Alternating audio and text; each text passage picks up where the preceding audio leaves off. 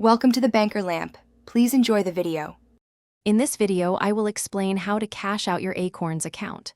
First, open your Acorns app and tap on the Invest tab. From there, select the specific investment account you want to withdraw money from. You'll then see an option to withdraw your funds. This is your starting point for accessing your investments. Next, you'll need to decide between a partial withdrawal or a full account closure. A partial withdrawal lets you take out some money while keeping your account active and invested.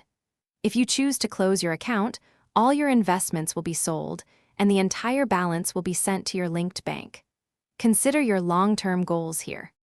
After selecting your withdrawal type, enter the exact amount you wish to transfer. Double-check all the details on the confirmation screen to ensure everything is correct. Once confirmed, Acorns will process your request. You can generally expect the funds to arrive in your linked bank account within 3 to 6 business days, depending on your bank. Finally, remember to consider the tax implications of your withdrawal. For taxable accounts, you might receive a Form 1099 for any gains.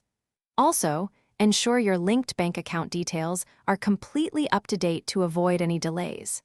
Acorns will send your funds to the bank account you have on file, so accuracy is key for a smooth transfer.